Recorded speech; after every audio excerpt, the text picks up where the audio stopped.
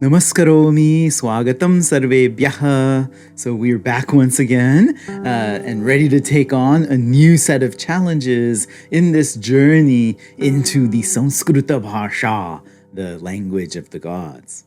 Now, believe it or not, we've actually learned a good amount of the essential building blocks that we need to understand the language. We know how to decline nouns, we know how to conjugate verbs, we know how to make our adjectives agree with our nouns, and we also know to watch out for those funky alternative pronominal declensions, right? That are going to throw us off when we least expect it. Now it's time to move on to what I like to call the second level topics. And this mostly is going to have to do with all the different things we can do with verbs. In this unit, we're going to be learning about first the simple past tense, how to make a past tense. Then we're going to look at verbal prefixes known as upasargas. Then we're going to look at infinitives and gerunds and gerundives and verbal nouns. Then we're going to move on to even more constructions and all kinds of fun after that. In this video, then, we'll start off with learning this thing called the simple past tense. In Sanskrit, it's known as the lung. It's also known as the imperfect in English grammar because the way that it's formed is cognate with how the imperfect tense is formed in Old Greek and Latin. But don't let the name itself fool you. The lung doesn't indicate, as it does in English, an action that wasn't fully completed or it was in process of being completed. So, for example, we have the elephant was eating would be an imperfect, as opposed to the elephant ate. That would be a perfect past tense. In Sanskrit, though, if you say gajaha akhadat, this simply means the elephant ate. The lung, the imperfect, is really just a simple past tense in Sanskrit. Some old textbooks will like to call it the first past tense. We'll just call it lung. And sometimes I'll call it imperfect, just to make it clear which past tense we're talking about. There's three elements to forming the lung. You start with your present stem. This is formed off of that verb root. Remember, you have all those 10 classes of fun things to do. Then you're going to have an augment, which is placed to the left of the present stem. It comes before the present stem. Then you're going to have a new set of endings in both parasmaipada and atmanipada voices. These are known as the secondary endings. The ones you've already learned are the primary endings. The secondary endings are really the only really tricky part of the imperfect. Other than that, it's a very straightforward tense once you learn how to make the present stem, that is. The present is the tricky part. The imperfect builds off of that. Now let's go through these three parts individually. The first element is your augment. And it's going to be the characteristic feature of our imperfect past tense. It's actually the characteristic feature of all past tenses. We're going to see the augment in another one called the Aerist, the lung, probably next year. The augment is exactly what it sounds like. You take the letter akara, the akara, and you put it before the present stem.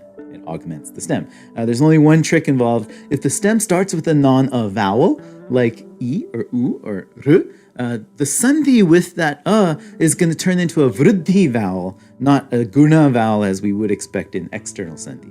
A common example is the 6th class root, ish. This is going to become ichati. You remember this one, right? He, she, it wants or wishes. Ichati, ichami, that kind of thing. To make the imperfect, you take that stem icha and you add the takara ending without the e. We'll learn this in a second. But now a plus e is going to turn not into a, but it'll turn into ai.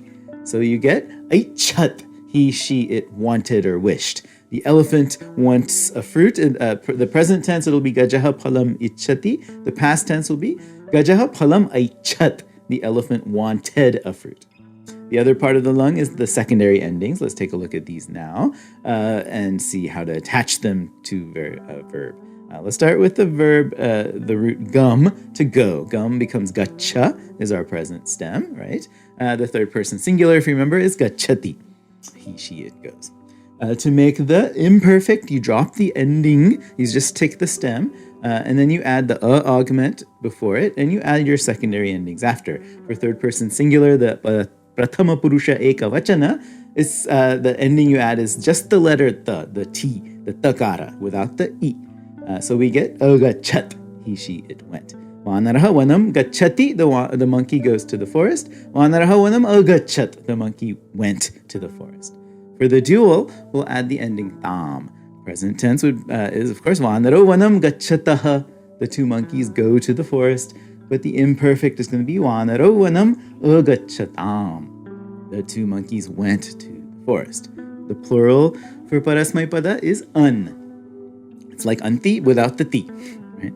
So vanaraha vanam gachanti, the monkeys are going to the forest, becomes vanaraha vanam agachan, the monkeys went to the forest, monkeys 3 or more. One thing to note here is that like the anti ending of the present tense, the un ending of the past isn't going to sandhi with the final of your agana stem. The final just drops, so it's not gachanti. It's gachanti. It's gachanti in the present. Same way, it's not agachan. It's agachan in the past. It's going to be the same with all of the other vowel initial endings in all of the rest of the paradigms we see as well. For the second person, the Madhyama Purusha, we're going to get in the present tense, of course, gacchasi, gacchataha, gachatha, you go, you two go, you 3 or more go. In the lung, the endings are going to be just the S, the sakara, then tam for the dual, and then the for the plural. So we get agachas, you went. The us at the end is actually going to turn into a visarga, and it ends up being agachaha, you went, you singular. Then we get yuam agachatam, you 2 went. And then we have yuyam agachata, you 3 or more went. Notice that there's just the tiniest little difference between agachat and agachata. He, she, it went versus you went 3 or more. Something to watch out for. These endings are very similar to each other.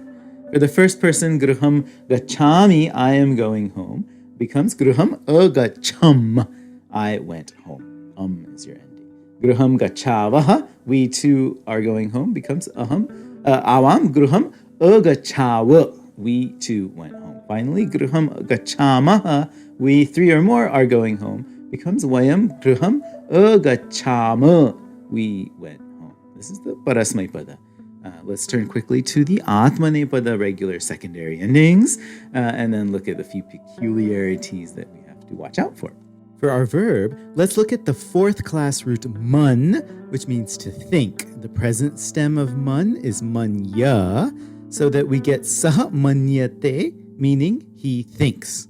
Now the lung for this third person singular is going to become amanyata, he, she, or it thought.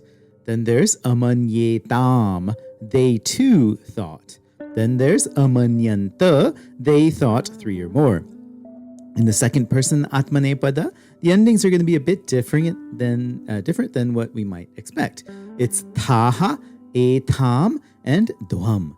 So dwam amanyataha, you thought. Yuam amanyetam, you too thought. And yuyam amanyadwam, you 3 or more thought. For Uttama Purusha, the first person, the Atmanepada endings are going to be I, wahi, and mahi. The short E here actually is going to merge with the of your agana present stems. So it'll always be a. So we're going to get amanye, I thought. Aham manye means I think. Aham amanye means I thought. The only difference is that augment. Then you're going to get awam amanyawahi. We both thought. And then finally, wayam amanyamahi. We thought, we 3 or more. For the most part, this is kind of it. We've just learnt the imperfect. We're going to be alert for a couple of weird things that happen in recognizing the imperfect past, the lung. One, you have to recognize the augment at the start. That's going to be your big clue that it's the past tense. The other is these shortened endings. They cause a little idiosyncrasies here and there. Most of these actually have to do with the third person plural endings in the non-ganas. First, in the case of the third class, the hu-gana, the third person plural ending was already weird in the present tense. If you remember, where we had ati instead of anti in our third person plural, parasmaipada. So it kind of makes sense that it's weird now in the imperfect as well. If you remember da, the verb to give. Remember, we had sadadati, he gives, sadadati, she gives. They, dadati, they give. Right? The imperfect past tense will use the ending uhu and attach it to the stem. It'll become they adaduhu, they gave, 3 or more. The second oddity to note for is the third person plural atmanepada endings. For aganas, we've seen that the ending is anta. Non-aganas, 2, 3, 5, 7, 8, and 9, it's going to become ata. The N is going to drop. So for the fifth class root ap, which means to get or obtain, we have the atmanepada present singular apnute. He or she gets or obtains. The plural is they apnuate. They 3 or more get or obtain. The imperfect of these would be sa apnuta, she got or obtained, and then te apnuata, they got or obtained. So they look really, really close, just a tiny little difference between present and past. Notice that the augment is going to sink into the of ap, so you can't see it anymore. The third thing to look for is what happens in the first person singular and the non-aganas. Again, the ending is just going to be that short e. For ap, again, if you wanted to say I got, it would be aham apnuvi. Or in the seventh class, the verb yuj, meaning join or harness or connect, you would say aham ayunji, I joined, harnessed, connected. Besides these oddities, there's some sandhi issues that I wanted to note for you in the third person and second person singular endings, since those are actually just one letter, right? It's a single letter ta, the takara, and the single letter s, the sakara. For second person. So when the stem ends in a consonant, like all the seventh class roots, the ending is going to disappear because you're not allowed to have a word end in a cluster of consonants. So if you have the present tense, sahabunakti, meaning he eats, buj, the past tense is going to first become sahabunakta, right, with a K and the T, but the T is going to drop and we just end up with sahabunak, he ate. Same thing happens with tuam abunaksh, but the S will drop and it'll just become tuam abunak, you ate. So we end up actually with the same form for third person and second person. Finally, we can draw attention to one very common root, us, to be, where you have to add a long E between the stem and these two endings, this third person singular and the second person singular, the T and the S endings. So if we have saha, sa, tat, asti, this means, of course, he exists, she is, it is, then the past tense is going to become a plus us plus long E plus the letter T. So we get asit. Right? Sa asit, she was. Tat asit, it was. Asit Raja Dasharatho Nama, there was a king named Dasharatha. It's a very, very common form. You'll see it all the time. Asit. Okay, with that, let's stop here. That's how you make the simple past, the imperfect, the lung in Sanskrit. Next time, we'll take on another verb topic, the use of verbal prefixes or upasargas, and how these are used to alter or shade or sometimes contort the meanings of verbs in various ways. Till then, thank you for watching. See you next time. Punarmilamaha. Dhanyawadaha.